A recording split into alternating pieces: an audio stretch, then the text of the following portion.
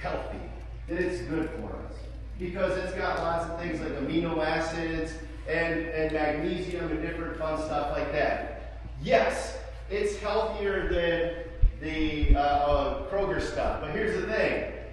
It's still 67% sugar, yeah. So you don't want to be drinking this stuff like a glass of water or anything, right? So that's why we just give you a little one. But first thing we're going to do is if you take that and just kind of hold it out in front of you like this. Very smooth. And just kind of roll that stuff around in there and let the light hit it in different angles. What you might see are some different colors. And I apologize, we have new light bulbs in here and it doesn't work as well because they're not as bright as the other ones that we used to have. But when you do that, you might see some different colors, maybe purples or yellows or reds even. What you see are actually the different compounds. So you see those are the amino acids and the magnesiums and different things inside of there to show you that. And actually, believe it or not, some of those are actually the sugars that are in there as well. If we use this stuff and we did this, you would see like a rainbow of colors because of all of the sugar that's in there. None of it is because of the good stuff that's in here. Okay? Now here comes the fun two parts. The first thing that we're going to do is I want you to take that. Please don't stick your nose in the syrup because it's really sticky. But go ahead and just put your nose in by that cup and give it a really good sniff. And tell me what flavors you smell.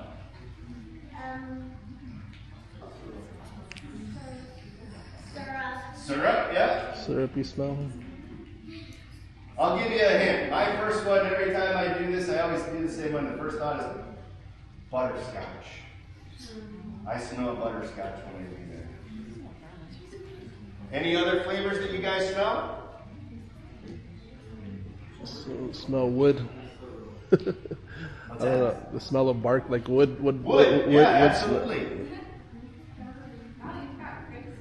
I was just saying that it smells like wood a little bit.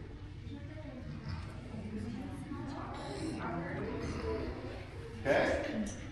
Here's what I want to do. Now, we're going to drink this in just a second, but here's what I want you to do. When you take it in, don't just drink it and swallow it. Put it in your mouth. Roll it around on your tongue because different areas of your tongue pick up different flavors. Okay? So go ahead, take it in there, roll it around on your tongue for a second or two before you swallow it down. And now tell me what flavors do you taste?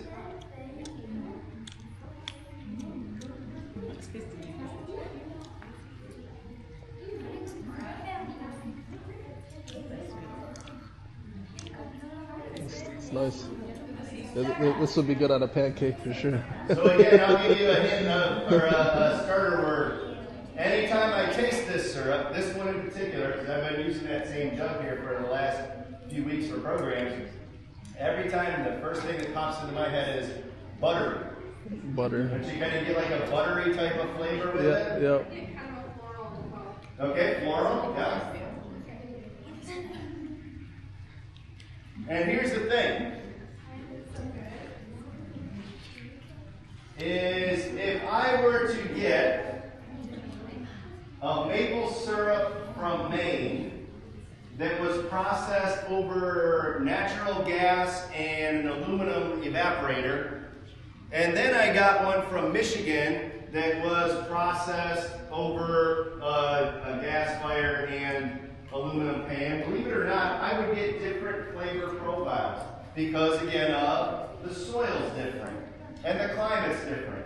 If I were to get one from West Virginia, and it was done over wood fire and an iron kettle, and I got one from Minnesota that was done over something different, it would definitely have a different flavor. So the soil, the climate, and how we boil it and process it all give it a different flavor.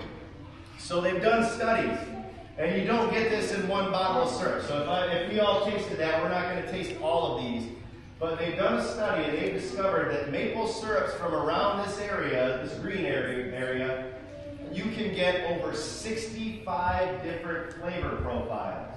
Some people taste woodsy, some people taste floral, some people, or woody, not woodsy, woody, and floral, and buttery, and butterscotch, and caramel, and coffee, and all these different flavors as you go through. So there's a whole bunch of stuff that comes into this. So now what a lot of our big producers are doing is this. You used to be, well, you still can, but not as much. You used to be able to go into the store and get a bottle like this, and it would say pure Vermont maple syrup. And that meant that all of the sap that was used to make that syrup was from Vermont. You can still find some that says pure Michigan maple syrup, and pure Minnesota, and pure whatever. But nowadays what they're doing is this. This actually says product of USA and Canada. Why is that? Well, here's what they're doing. Is they have folks that collect sap from up here in Canada. And they have folks that collect it from over here in Illinois. And they have folks that collect it from over here in Pennsylvania. And they just ship it all to one center. And they boil it down and bottle it. So now we're not getting like pure Michigan maple syrup. Instead, we're getting this conglomeration of saps from all over the region. Yes? Do you have more? Can you add more? No. No, apparently. We don't want you bouncing off the walls yet. Maybe when you're going home, maybe do that and send you home and sugar down.